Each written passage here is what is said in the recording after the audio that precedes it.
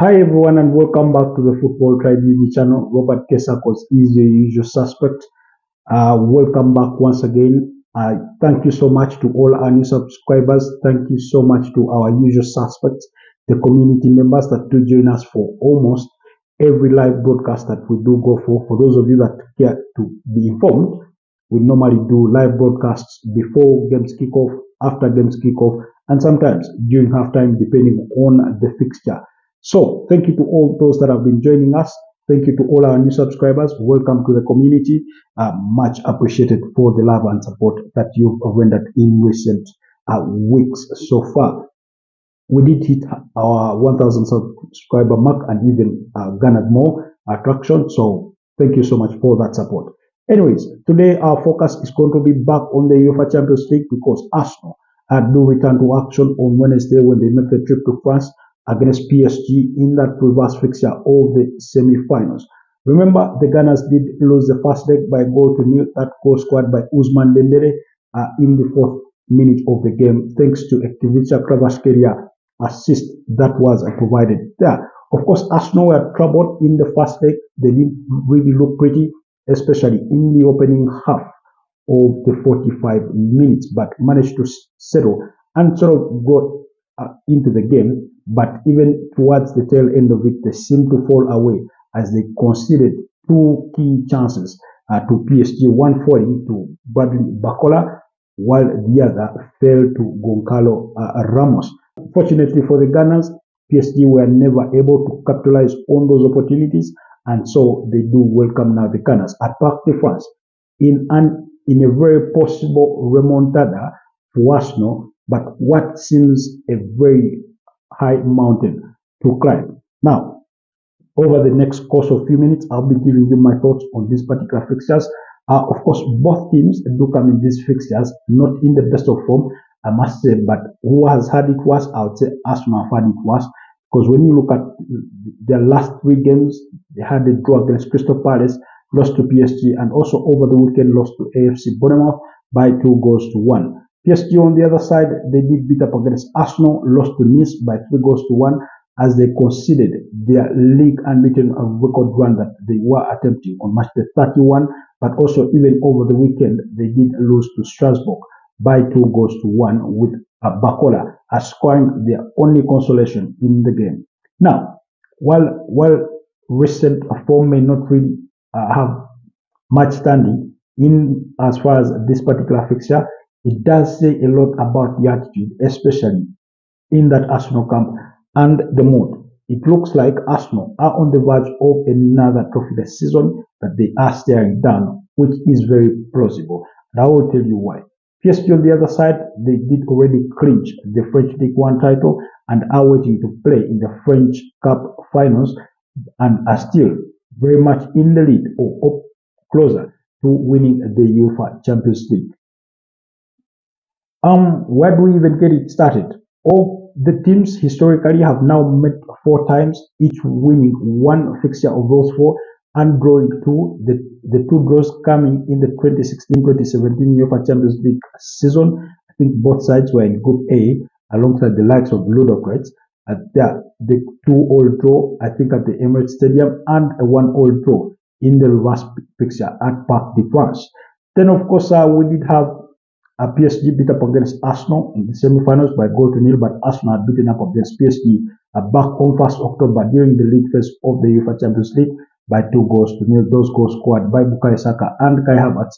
Kai Havertz, who is out still injured, although he has returned to training, waiting to see if he will get a couple of minutes before the season does run down. With just 3 games left for Arsenal to play, minus this particular fixture of the UEFA Champions League.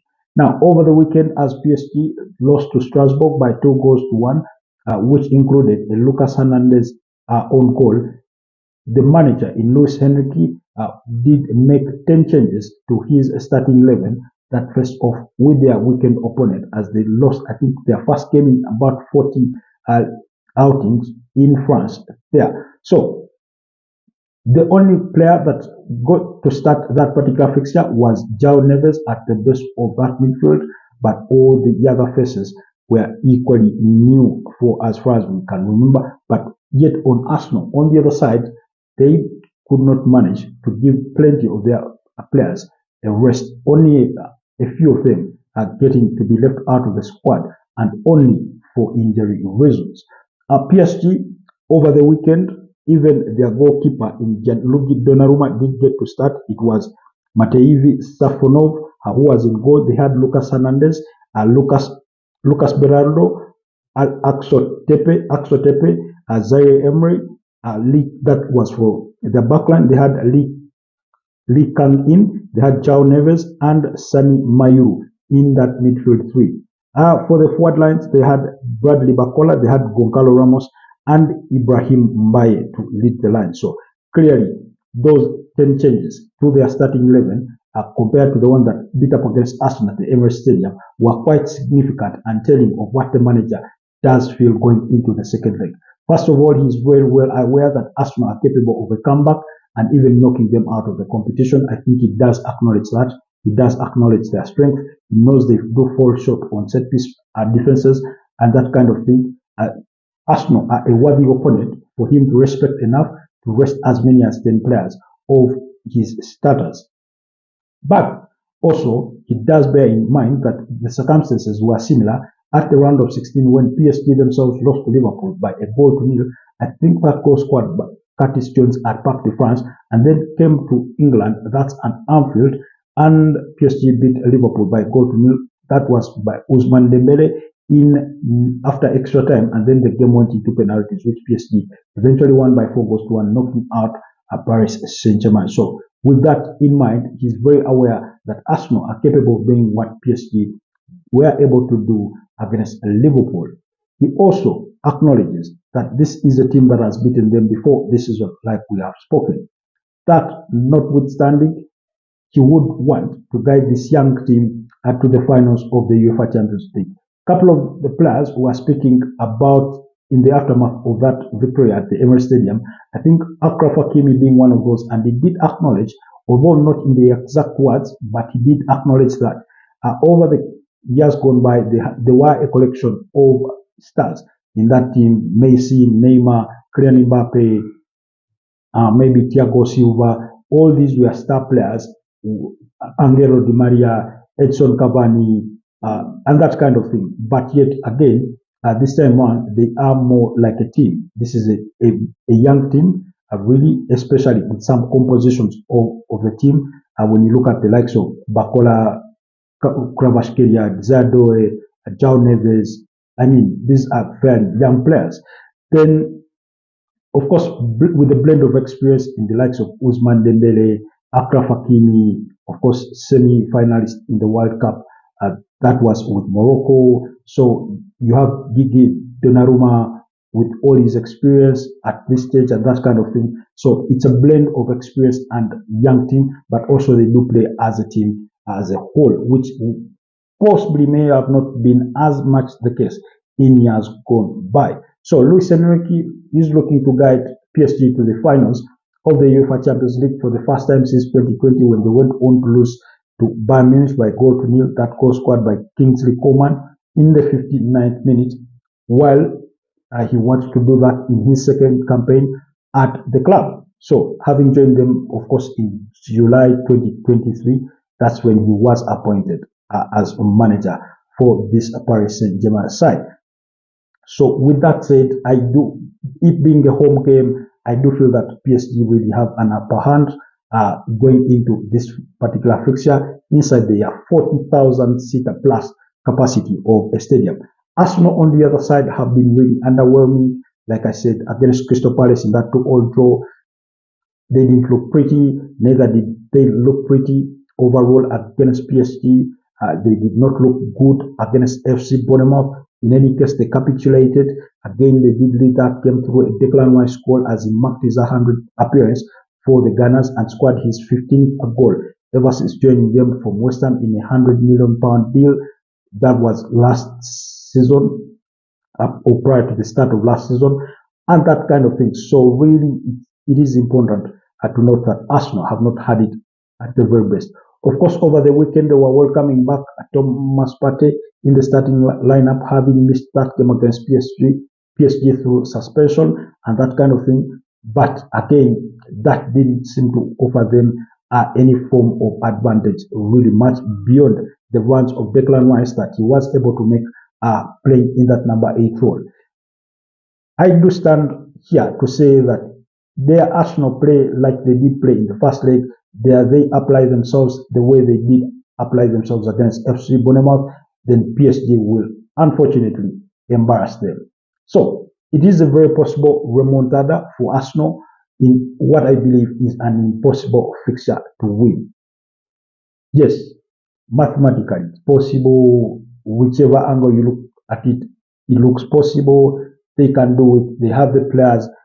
Unfortunately for them, on the bench, when they field their strongest starting 11, they do not have really the backup players on the bench to come up and switch up things and change play if things are not really working out.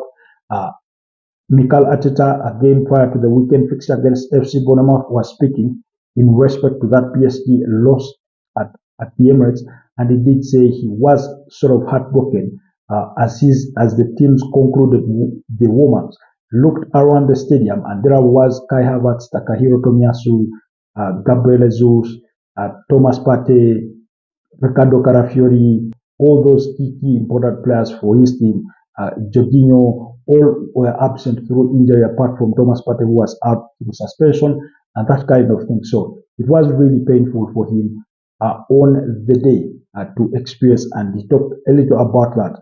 And then in the aftermath of that 2-1 defeat, Martin Odegaard, the Arsenal captain, who also had a very average performance against AFC Bournemouth, despite providing that assist for Declan Rice's goal. And by the way, he's had 8 assists in the last 12 games. However, those statistics do not really paint the perfect picture of the kind of football he's really been playing on the pitch. I do think he's been really underwhelming by his own standard.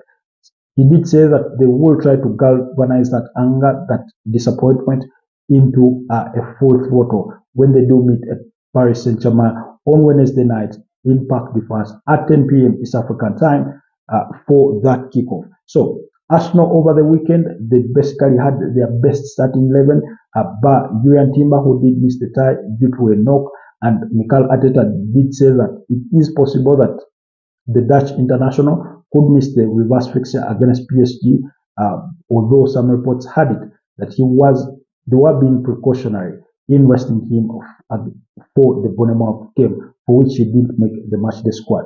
But when you look at the starting lineup that they were able to field, it was still decent enough. David Raya in goal, William Saliba alongside Jakub Kiwior. These are the expected players that will be starting against PSG. Miles Lewis Kelly at left back, while Ben White was at right back. In the midfield, it was Thomas Partey, Declan Rice alongside the captain in Martin Odegaard, while the front three did compose of Gabriel Martinelli. They did have Leandro Trossard and Bukayo Saka. Now, again, their performance below average for me.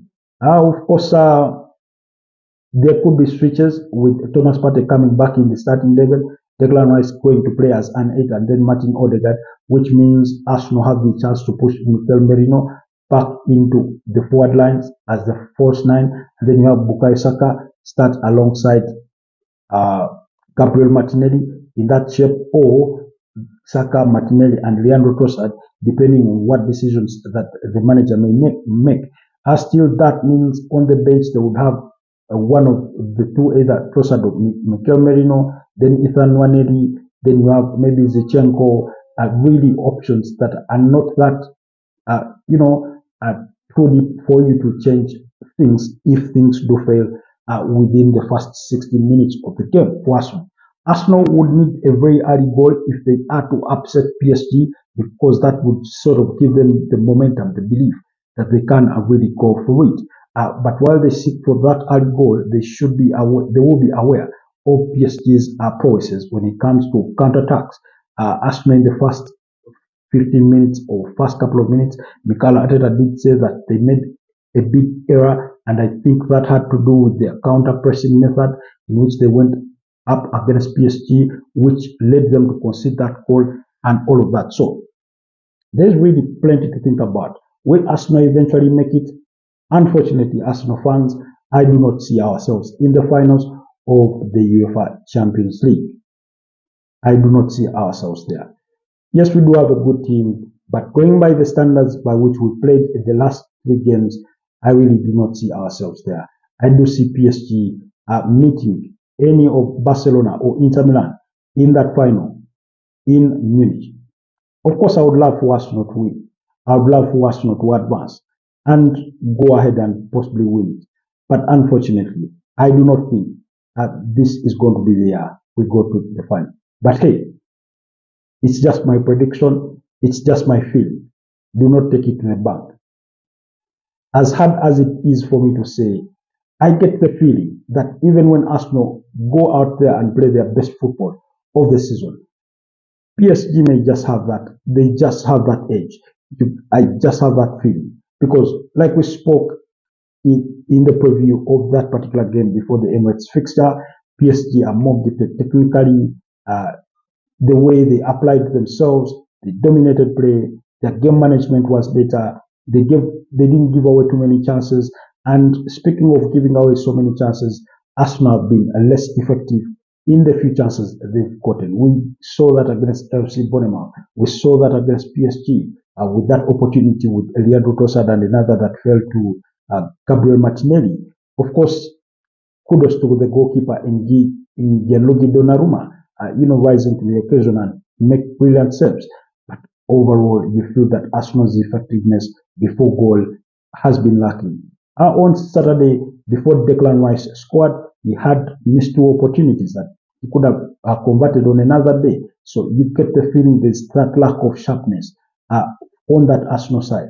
Still in the weekend versus Bournemouth, we saw Martin Odegaard be given the ball in a very good position instead of striking it past time, just to take a couple of touches and ended up conceding possession and that kind of thing. Those lapses in judgment, those slight plays, his turnovers, which I believe he makes one too many sometimes. That's Martin Odegaard. There is a way he receives that ball, then wants to do the spin as if to look for a player in a pocket that is non-existent. And yet sometimes, for me, I thought he could have been simplistic in the way he applies himself. Pretty much like Thomas Partey, not wanting to do too much sometimes. Of course, Thomas Partey himself had a moment in which he conceded possession in a bad, phase of play. But that notwithstanding, I think Martin Odegaard needs to bring a little simplicity to his game when it comes to certain moments. Play the easy pass, make the run. You get yourself in a shooting position, go for that attempt as waiting to play that intricate pass for an arriving Bukayo Saka, an arriving Gabriel Martinelli, whose sharpness has equally not been really at its best as far as this season. So, upon that basis, I do have the feeling that PSG will win the fixture by 2-1 and advance to the finals of the UEFA Champions League. But that's just my thought.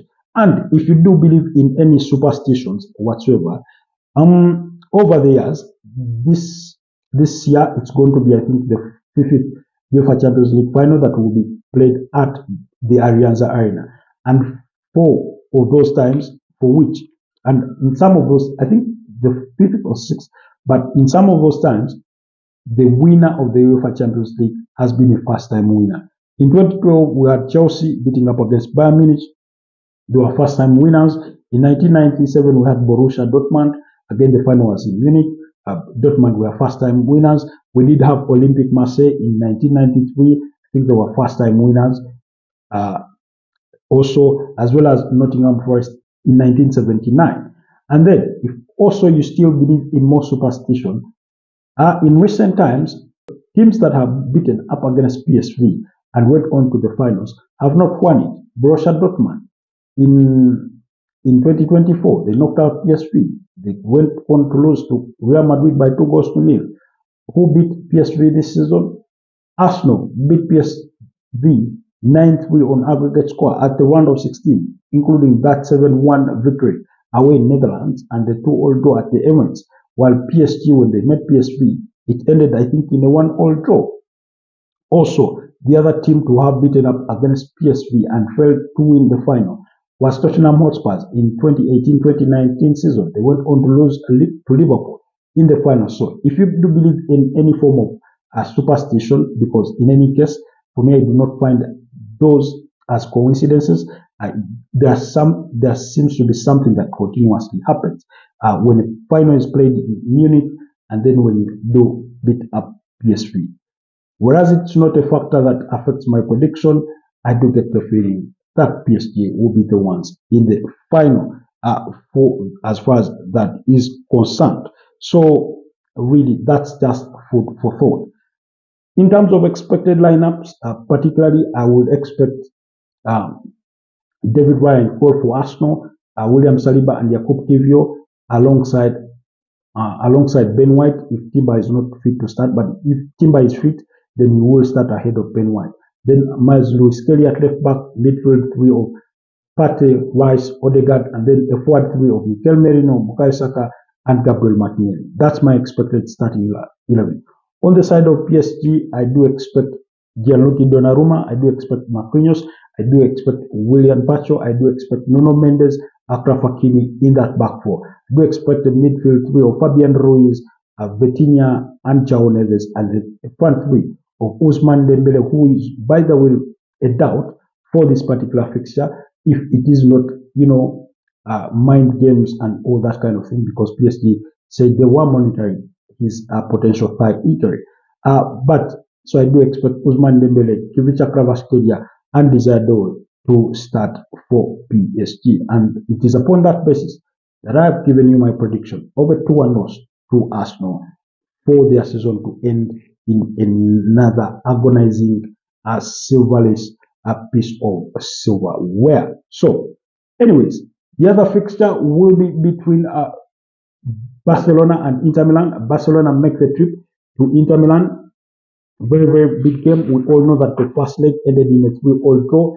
That 3-3 draw at the Olympic Stadium in Spain. We all know Denzel Dumfries providing the assist and scoring the brace, while Marcus Thuram did score the other for Inter Milan. Of course, opening the scoring in the first minute. Then we had Lamine Yamal, a standout player on the night, and scoring one, and then being involved in more or less the creation of the other goals, including that dummy for the third equalizer by Rafinha. Of course, it was Jan Sommer's own goal, but also we did have Ferran Torres scoring to make it 2-2 before I think that was before half time. So for me, the game between Inter Milan and Barcelona is another crucial one. I remember when the first leg ended and I was questioned by a group of friends during a live broadcast on who I think would have the edge going into the second leg. I gave Inter Milan a 52% to advance at the expense of Barcelona. And now, historically, the two sides have met, I think, about 13 times. Barcelona have won 6 of those engagements. 5 of them have ended in draws, while Inter Milan have won just 2.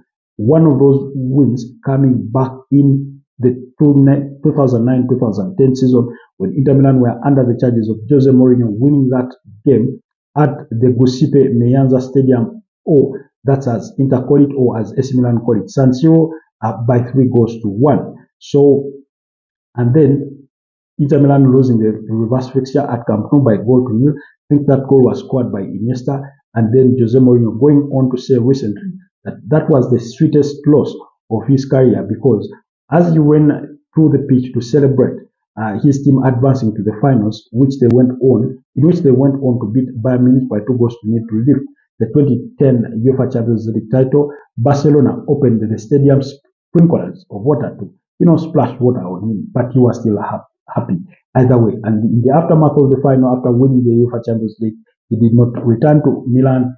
He proceeded to go and join Real Madrid, where he became the next Los Blancos manager. Anyways, so that in context for me. When you look at this season, both teams have 9 victories apiece for them. There's been 2 draws, 2 losses for Barcelona.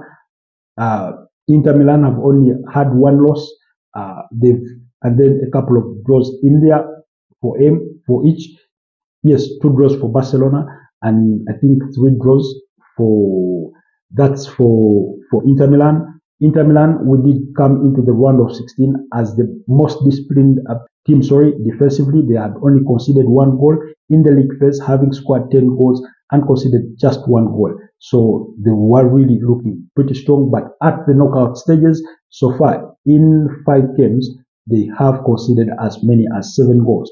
They did concede one against Feyenoord that was at the round of 16 because they won 2-1 away in Netherlands, but also won at the Giuseppe Meazza Stadium by 2-0. And then, of course, at the quarterfinals, they did concede 3 goals against FC Bayern Munich, conceding one at the Allianz Arena, and then conceding 2 at the Giuseppe Meazza Stadium in that 2-2 draw. Of course, having won the first leg by 2-1, so they advanced on a 4-3 aggregate score. And then, like I've said, in the semi-finals, they've already conceded 3 goals in one game against Barcelona. Now, Barcelona on the other side, so that means that Inter have conceded a total of 8 goals. Barcelona, on the other hand, are the most or highest scoring team of this season's UEFA Champions League, having managed to score as many as 20 goals. The player in Rafinha having 12 of those and 8 assists, meaning he has half as the goal contribution for Barcelona in the season's UEFA Champions League. And yet, you do think Lamine Yamal does come in there next to them, as well as Robert Lewandowski in terms of contributions. But I think Lamine Yamal has, 6 goals and 3 assists thereabout. So you do have a very defensively disciplined side, and then a side that is really, really good at scoring. Now, we all know that Barcelona have defensive inefficiencies, and yet Inter Milan, they do know how to put the ball behind the back of the net. At least they showed that to us in the first leg, that although they were not dominant in any form in their play, they did manage to get all their 3 attempts on target in the back of the net. While Barcelona, on the other side, they look to outscore any team and are capable of doing it, even when they do not defend so well. So, speaking in the pre-match press conference, Simone Inzaghi, who is still trying to pursue the Scudetto back in Italy, albeit they are 3 points behind AC Napoli, who are at 77 points, I think, with Inter Milan at 74 points behind them. So just a 3-point gap between them. They say they remain focused equally on the UEFA Champions League front.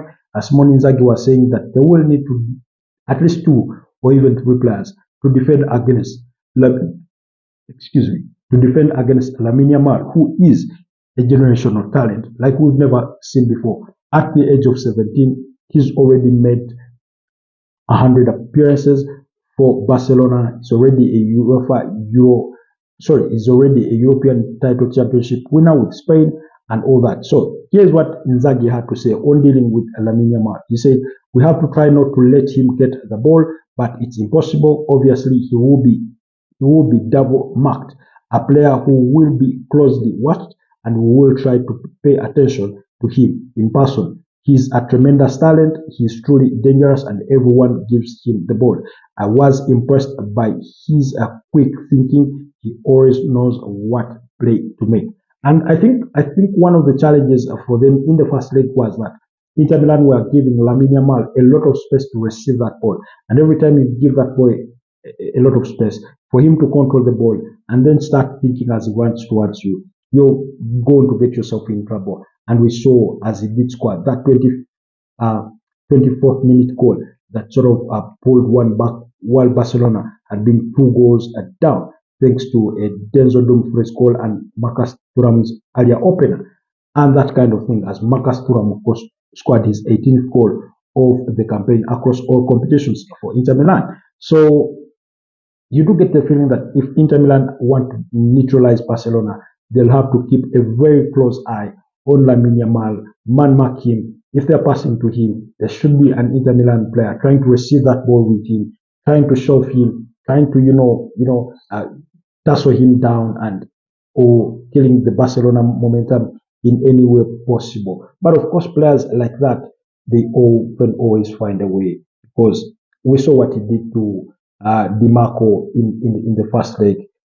When he hit, I think he went on to hit the woodwork or the crossbar with that attempt. So He's that kind of player that they will have to keep attention on. I do think they are capable of keeping him quiet, at least largely. Inter Milan have a very organized team, and Nico Barella did say just as much that they are really good when it comes to those kinds of situations in terms of playing as a team, as well as Bastoni. Bastoni was speaking in regard to this particular fixture, and this is what he had to say. That perhaps for individual talent, we are not in the top four. We are not in the top four in Europe, but the way we work together brings the best out of all qualities. Our dream was always to play in these matches, and I always try to enjoy these emotions. So those were some of his words ahead of tomorrow's fixture. Remember, Barcelona come into action on Tuesday night at 10 p.m. East African time, and be sure we'll keep you abreast on more of that. We'll get to discuss and digest some of these things in tomorrow's morning broadcast. But for me, while we left the first leg, for me thinking that Inter Milan had a 52% chance of going ahead to knock out Barcelona. Those chances have sort of, doubled down a bit. Barcelona over the weekend rested, I think, also majority of their players in preparation for this particular game as they went on to win their fixture.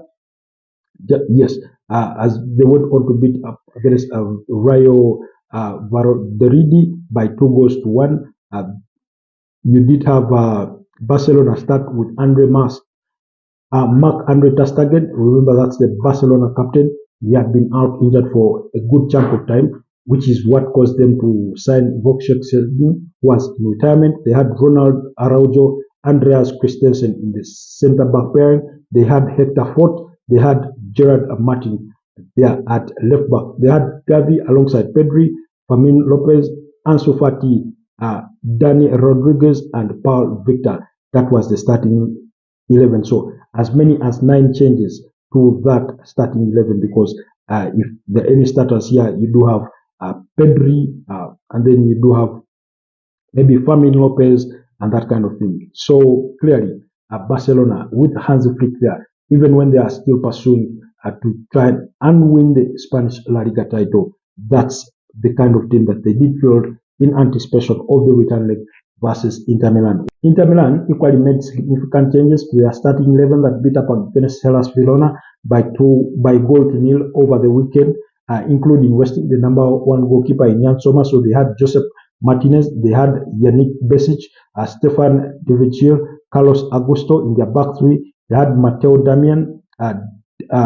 Davide Fratesi, they had Alassini, they had Pietro Zielinski in midfield, and Nikola Zalewski there. And then Marko Anatovic and Joaquin Correa did start in the forward line. So clearly, that was a show of intent. If there's any game that has given me a bit of a headache to predict, is this Inter Milan-Barcelona game. Bit of a difficult one. I get the feeling that Barcelona will come out on top and advance to the finals of the UEFA Champions League. I'm sorry, Inter Milan. You'll be at home. You do have the home advantage and that kind of thing. You're very defensively solid. But I do feel that Barcelona, with their intensity, with how much they run that game, they'll find a breakthrough and win the game and advance to the finals and meet PSG in Munich. Who will then go ahead to win the final? Let's first find out if my predictions will come any true with that respect. Otherwise, stay locked to the channel. We shall continue to digest that and more on our live broadcast. That's tomorrow morning and later on prior to the kickoff. Thank you so much for those that have been with us for the longest of time. Stay blessed for now. Do let me know what your predictions are down in the comment section, and I'll see you next time. Bye-bye.